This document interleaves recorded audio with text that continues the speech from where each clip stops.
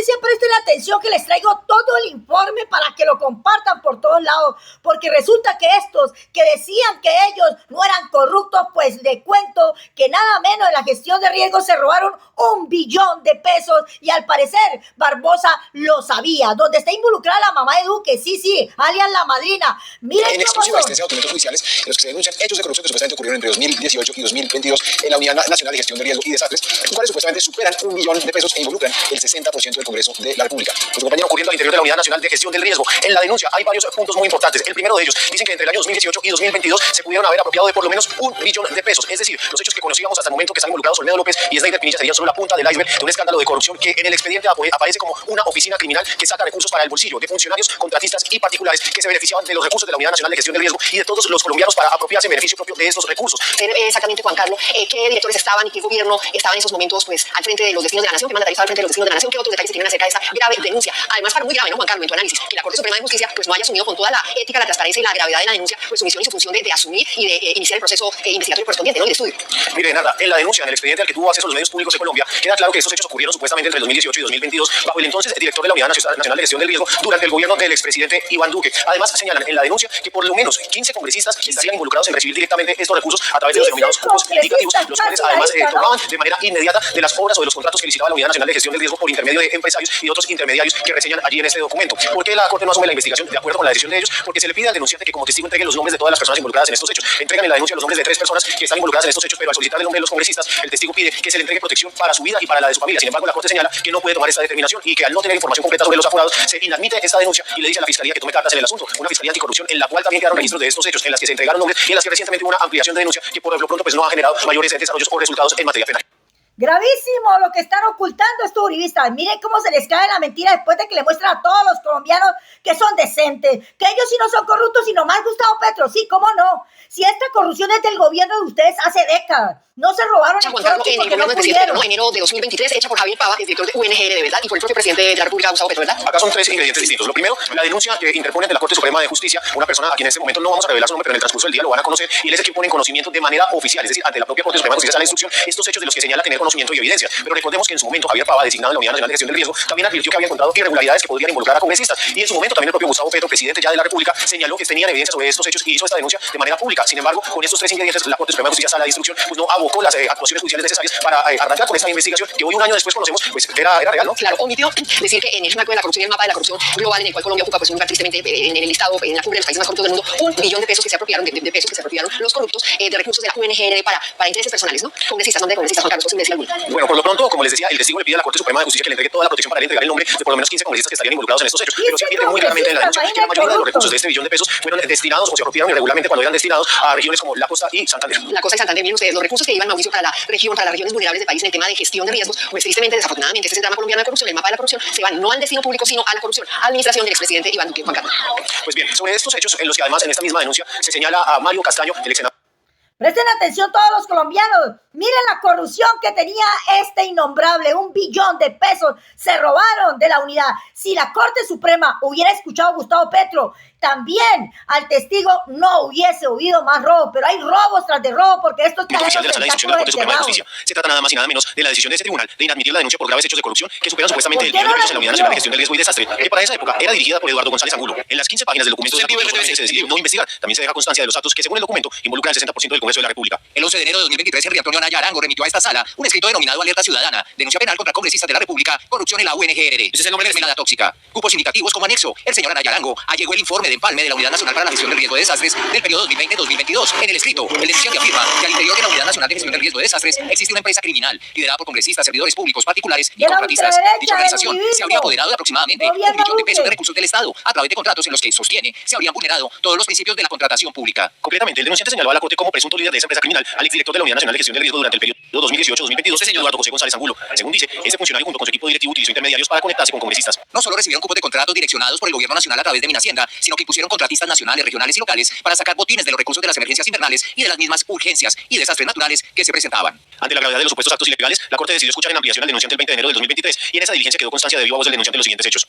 La metodología de este entramado de corrupción, de esta prostitución de corrupción que se da en la unidad, nace de giros realizados durante los 4 años del Ministerio de Hacienda a diversos proyectos de la unidad con nombre propio. La mayoría de esos giros iban destinados a obras en diversas partes del país, especialmente de la costa y Santander, donde tal y como lo ha estudiado suficientemente la Corte Suprema de Justicia, al denominar cupos indicativos, van dirigidos a parlamentarios miembros del Congreso de la República. Nuestras fuentes determinan que ellos colocaban contratistas y cobraban entre el 12 y 15% de las sumas. Esas sumas eran entregadas casi de forma inmediata. Los contratistas llegaban a la entidad y a través de enlaces y funcionarios públicos, y estos organizaban, con la excusa del régimen especial de contratación de la entidad de solamente recibir 3 ofertas, que llevaban las 3 ofertas y ellos determinaban el ganador. La entidad respetaba al contratista designado y a su vez, la entidad se reservaba las interventorías. Después de ese revelador y crudo relato, el denunciante alega cómo una suma hasta ahora desconocida y que supera por cientos de miles el contrato de carrotanques fue a parar a congresistas y bolsillos de particulares. Durante los 4 años se repartieron sumas cercanas a los 600.000 millones de pesos en un número superior a 15 congresistas. El enlace, según las fuentes nuestras, el presunto enlace con la entidad se realizaba por lo menos a través de 3 servidores públicos, 4 servidores públicos de la entidad de la Unidad de Gestión de Riesgo y Desastres.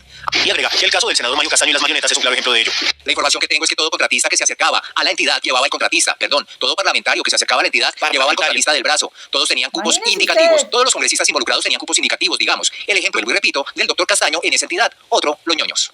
A lo anterior, la Corte respondió pidiendo los nombres de los congresistas, funcionarios y contratistas involucrados, información que el denunciante estuvo dispuesto a entregar a cambio de recibir protección para su vida y la de sus allegados, protección que nunca recibió. Finalmente, lo concerniente a los nombres de los congresistas involucrados en estos hechos, dijo que se abstenía de decirlos, dado que no contaba con condiciones de seguridad suficientes, ya que a la fecha de la ampliación de denuncia no tenía un esquema de seguridad asignado, pese a habérselo solicitado en su momento a la Unidad Nacional de Protección, luego de varias denuncias de este mismo tipo. La Corte Suprema de Justicia, en su análisis jurídico, decidió no investigar los graves hechos denunciados, señalando que la falta de información para iniciar las pesquisas sería un desgaste injustificado de la justicia.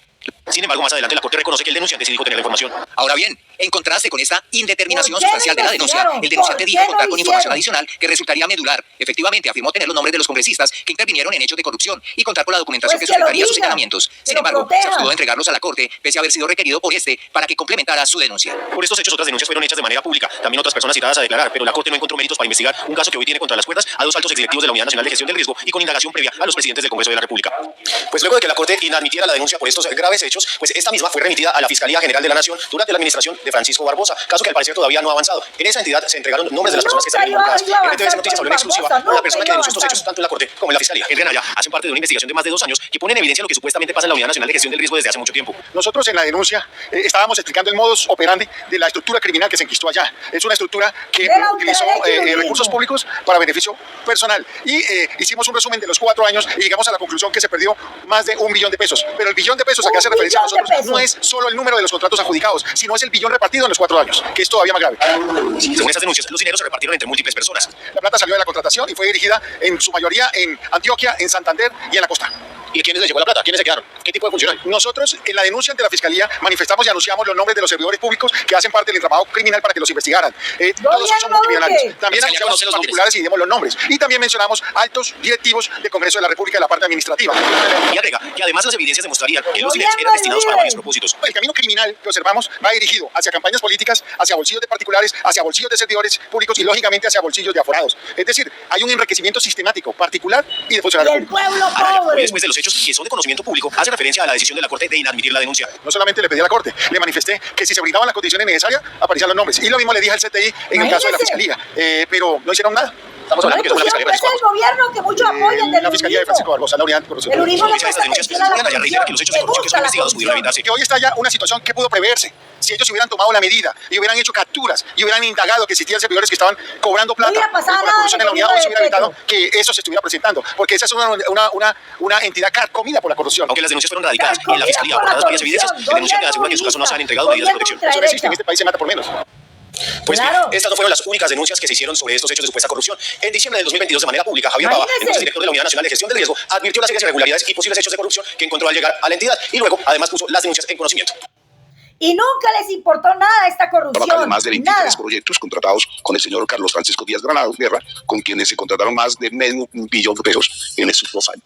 Que digamos, dan cuenta, digamos, de que hay un favorecimiento visto hacia unas contrataciones. Estas concentraciones de contratación no solamente se dieron en términos de obras, sino también en términos de contratación de ayudas humanitarias, que, digamos, favorecen unos intereses específicos, y pues, digamos, ya más allá de esto, pues hay intereses también políticos, en uno de estos casos, a quien favorecer y en qué regiones favorecen. Y sobre estos mismos hechos, el propio presidente de la República, Gustavo Petro, también hizo las denuncias respectivas. Dijo en su momento que 1 billón de pesos se destinó a regiones en donde no había emergencias. Escuchen a Petro. Las cuentas no dan y todavía hay que hacerlas mejor. Que 1 billón de pesos fueron trasladados a municipios de Santander, donde no había desastre natural. Ahí fue rápido. Eso no fue 17 meses, algo así, sin que nadie se diera cuenta. ¿Por qué? Donde no había desastres. Porque se fue una tan enorme cantidad de dinero para hacer algunas obras que hay que mirar ahora. Si se hicieron, no se hicieron, se están haciendo. ¿Qué pasa con esa plata? Y los medios callan, no quieren mostrar esto, por eso compártanlo por todos lados. Denle muchísimos like y suscríbanse porque esta corrupción de la ultraderecha y el uribismo se tiene que acabar. Sí o sí, es para que quiten la venda a muchos uribistas.